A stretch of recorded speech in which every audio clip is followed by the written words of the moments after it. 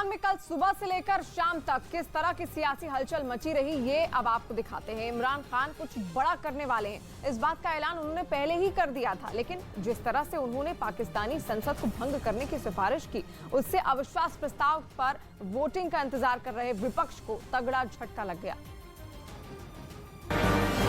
विपक्ष की खलबली ने इमरान के दिल में ऐसी हलचल पैदा कर दी कि सुल्तान कंफ्यूज हो गए। जाति सत्ता को बचाने के लिए संविधान के कायदे को नियाजी ने अपनी गेंदों से खुरच कर वो दाग पैदा कर दिया जिस पर पाकिस्तानी आवाम बरसों शोक मनाए। मैं अपनी कौम को आज कहता कि आप इलेक्शंस की तैयारी करें और आपने फैसला करना है। किसी बाहर की कुव्वत, किसी करप्ट लोगों ने फैसला नहीं करना कि इस मुल्क का मुस्तकबिल क्या होगा। आपने फैसला करना है इस मुल्क का, और इंशाअल्लाह हम प्रेसिडेंट साहब को जब एडवाइस चला जाएगा, असेंबलीज डिसॉल्व हो जाएंगी और फिर आगे जो भी प्रोसीजर है अगले इलेक्शन का, केयर टेकर गवर्नमेंट का, वो अब शुरू हो जाएगा।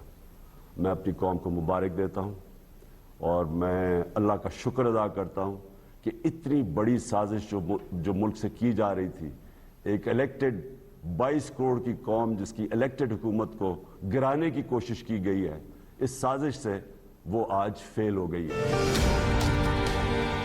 घड़ी की सुइयां पाकिस्तान की जमहूरियत के पतन की पूरी कहानी बयां कर रही। पाकिस्तान के सियासतदानों ने आवाम की आवाज को किस कदर शर्मिंदा किया है। पाकिस्तान में खलबली वाला ये दिन भर की रिपोर्ट देख लीजिए।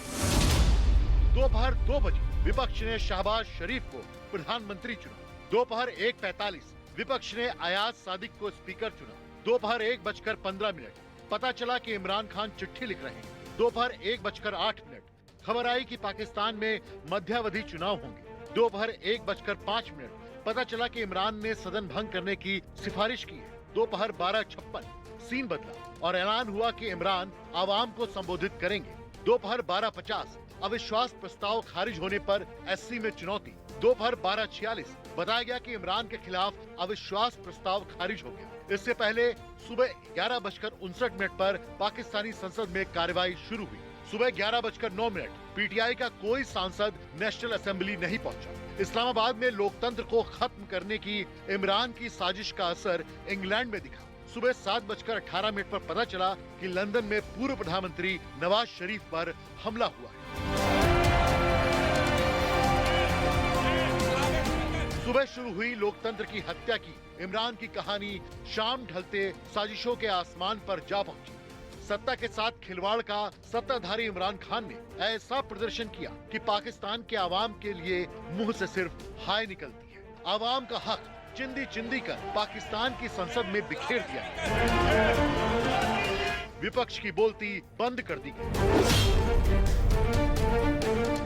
इंशाअल्लाह हम प्रेसिडेंट साहब को जब एडवाइस चला जाएगा, असेंबलीज डिसॉल्व हो जाएंगी और फिर आगे जो भी प्रोसीजर है अगले इलेक्शन का, केयर टेकर गवर्नमेंट का, वो अब शुरू हो जाएगा। मैं अपनी कौम को मुबारक देता हूं और मैं अल्लाह का शुक्र अदा करता हूं कि इतनी बड़ी साजिश जो मुल्क से की जा रही थी, एक इलेक्टेड 22 करोड़ की कौम जिसकी इलेक्टेड हुकूमत को गिराने की कोशिश की गई है, इस साजिश से वो आज फेल हो गई है। पाकिस्तान की संसद में सब कुछ हुआ। अमेरिका के खिलाफ नारे लगे, बूट पॉलिश पर अफसाने लिखे गए। इमरान बनाम नवाज शरीफ के तराने चले, लेकिन डिप्टी स्पीकर कासिम खान सूरी पहले से ही गेम फिक्स करके आए थे। अंतर्राष्ट्रीय साजिशों का हवाला देकर संसद में अविश्वास प्रस्ताव खारिज कर दिया गया। किसी गैर मुल्की ताकत को यह हक नहीं कि वो साजिश के तहत पाकिस्तान के अवाम की मुंतखब हुकूमत को गिराए। एक करारदाद में मुस्तरद डिसअलाउ करने की रूलिंग देता हुए ईवान की कार्रवाई रोक की जाती है। कौन है यह कासिम खान सूरी और क्यों हर पाकिस्तानी की जुबान पर कासिम के नाम की चर्चा है? कासिम खान सूरी 15 अगस्त 2018 को पाकिस्तान की 15वीं नेशनल असेंबली के डिप्टी स्पीकर चुने गए। कासिम पाकिस्तान तहरीक इंसाफ यानी पीटीआई के सदस्य हैं। कासिम बलूचिस्तान के क्वेटा से नेशनल असेंबली के सदस्य हैं। कासिम खान सूरी ने बलूचिस्तान प्रांत में पाकिस्तान तहरीक-ए-इंसाफ पार्टी की नींव रखने में अहम रोल निभाया था। शीशे की तरह साफ है कि इमरान खान नियाजी के इशारे पर कासिम खान सूरी ने संविधान के साथ खिलवाड़ किया। असल में सवाल सिर्फ इमरान के नहीं जाने रुक जाने का नहीं है, सवाल उस विपक्ष का भी है जिसने संसद में अपना नया स्पीकर चुन लिया है, जिसने शहबाज शरीफ को प्रधानमंत्री घोषित कर दिया है। मतलब पाकिस्तान में इस वक्त दो प्रधानमंत्री हैं, ये आप कह सकते हैं। एक हैं इमरान खान नियाजी, जिन्होंने अपनी सरकार का इकबाल खो दिया है, और दूसरे हैं शहबाज शरीफ, जिन्हें विपक्ष ने अपना प्रधानमंत्री चुन लिया है। कहां तय था मुल्क संविधान से चलेगा, कहां बहुमत खोने वाला प्रधानमंत्री भी साजिशों के सितम ढा रहा है। साजिशें कहां से एकाएक चली आई, पाकिस्तान में सिर्फ इमरान और डिप्टी स्पीकर कासिम खान को पता है, उस सेना को भी नहीं जिसके इशारे पर इमरान खान नियाजी हुकूमत चलाते हैं। पाकिस्तान की सियासी नौटंकी पर पाकिस्तान आर्मी का बयान आप सुनेंगे तो दंग रह जाएंगे कि इनकी खाल कितनी मोटी है। इन्हें आवाम, आइन और कानून नहीं दिखता, इन्हें बस कठपुतली इमरान चाहिए, इस्लामाबाद में बैसाखी वाली सरकार चाहिए। आज जो हुआ वो एक राजनीतिक प्रक्रिया है, इससे हमारा कोई लेना देना नहीं। हंसी आती है पाकिस्तानी सेना के इस बचकाने बयान पर, क्योंकि दुनिया जानती है कि पाकिस्तान में पत्ता भी नहीं खड़क सकता बिना आर्मी की इजाजत के, और इमरान की सत्ता कमर बाजवा के बूटों की आहट से उठती और बैठती। फिर आर्मी कैसे इमरान के इरादों से वाबस्ता नहीं है, लेकिन यही पाकिस्तानी ड्रामा है जो संसद से लेकर सुप्रीम कोर्ट तक चलता है और आवाम मुंह बाएं ताकती रहती है। इमरान के मस्खरे मंत्री आलाप लगाते रहते हैं। अगर आप में दम है तो आप इलेक्शन से क्यों भाग रहे हैं? कभी सियासी जमातें भी इलेक्शन से भागी हैं। हमारी हुकूमत गई है, अब हमें तो असल में हमें अफसोस करना चाहिए कि हमारी हुकूमत गई है। पूरी पीटीआई सेलिब्रेट कर रही है, ये सारे रोना, इनके मुंह देखें जरा बेचारों के, आंखों से आंसू आ रहे हैं, हवाइयां उड़ी हुई हैं। भाई आप सियासी जमातें हैं, आप इलेक्शन से क्यों भाग रहे हैं?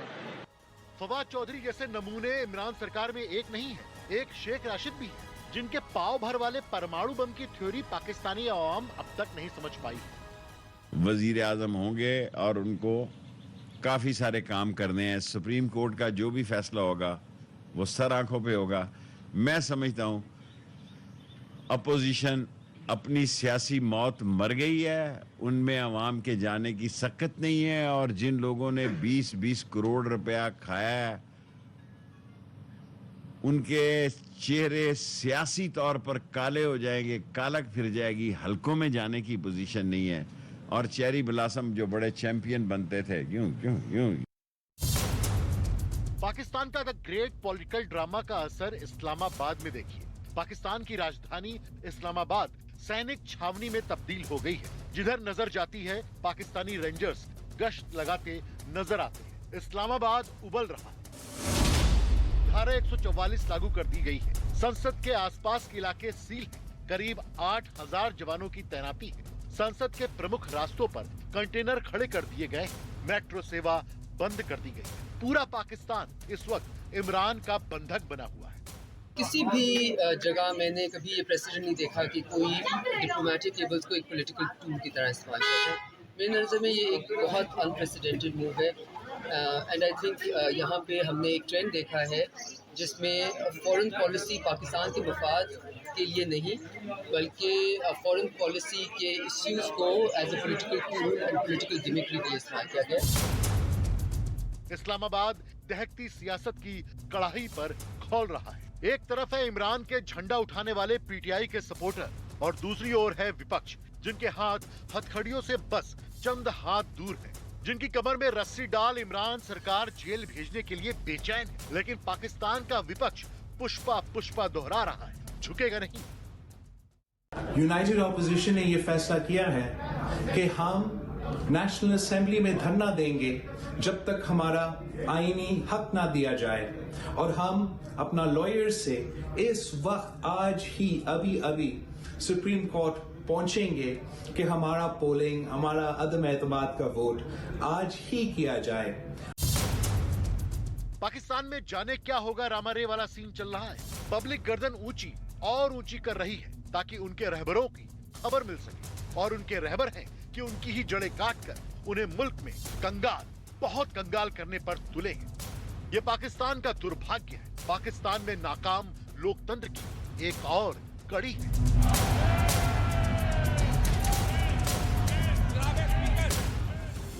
और इस बीच पाकिस्तान की पंजाब विधानसभा से भी कुछ हैरान कर देने वाली तस्वीरें सामने आई। वहां पर महिला विधायकों की आपस में हाथापाई का एक वीडियो सामने आया। वीडियो में दिखा कि कुछ महिला विधायकों की पहले आपस में किसी बात पर कहासुनी हुई और इसके बाद वो एक दूसरे को पकड़कर खींचने लगी। इसके बाद वहां पर हर तरफ अफरा तफरी का माहौल दिखा।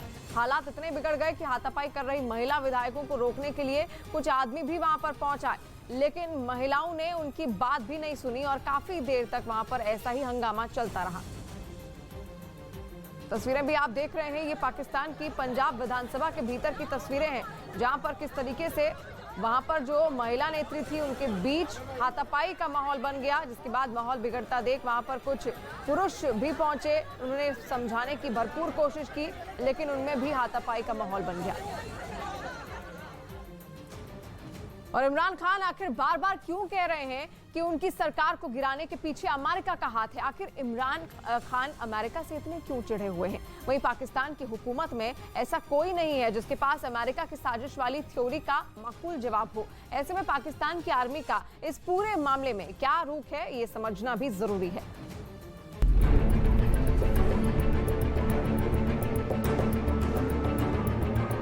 अब आते हैं उस साजिश पर जिसके दम पर इमरान ने देश के संविधान के साथ खिलवाड़ किया। इमरान अमेरिका से चिढ़े हुए बार बार खुद के खिलाफ साजिश की बात दोहराते हैं, लेकिन इसके पीछे भी साजिश है। जरा सुनिए पहले इमरान को और उनकी पीठ थपथपाने वाले आर्मी चीफ कमर बाजवा।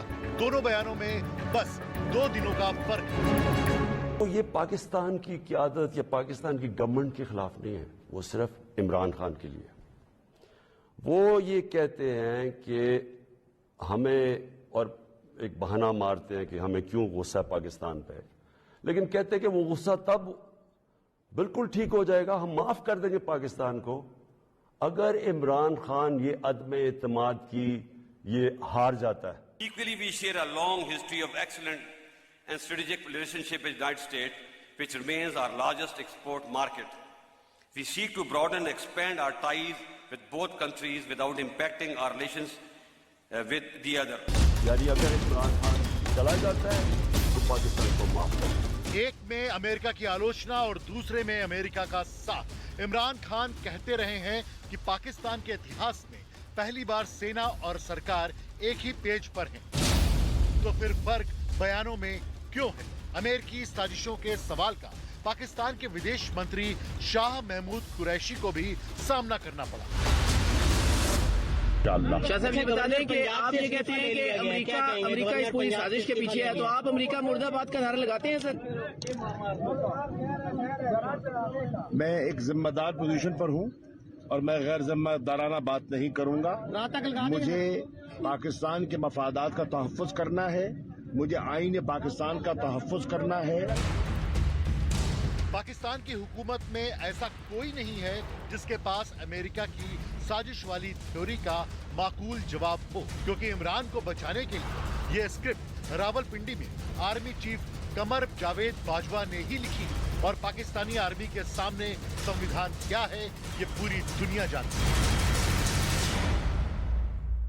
संसद है उसको बर्खास्त नहीं कर सकते, आप संसद को प्रोरोग या एडजर्न भी नहीं कर सकते जब तक ये मामला सारा का सारा खत्म हो जाता है। वोटिंग इन्होंने करवाई नहीं क्योंकि इमरान खान के पास नंबर नहीं थे, वो हार चुके थे, नंबर विपक्ष के पास थे, लेकिन वो उससे फरार हो रहे थे, उससे भाग रहे थे। लेकिन अपनी जो ईगो थी, अपनी जो अहंकार था, उसको बरकरार रखने के लिए वो इस्तीफा नहीं देना चाहते थे, वो ना हारना चाहते थे। पाकिस्तानी विपक्ष लाख सर पटक ले, कुछ होता जाता नजर नहीं आता, क्योंकि हाथी के 2 दांत की तरह इमरान और बाजवा दिखा कुछ और रहे हैं और असल कहानी कुछ और है। लिहाजा विकल्प अब यही बचता दिख रहा है कि कंगाल मुल्क की आवाम अपनी पीठ पर एक और नेशनल असेंबली चुनाव का खर्च खाने के लिए तैयार हो जाए, क्योंकि पाकिस्तान में एक बार फिर लोकतंत्र पराजित हो गया है। सियासतदानों ने जमहूरियत की जान निकाल दी है।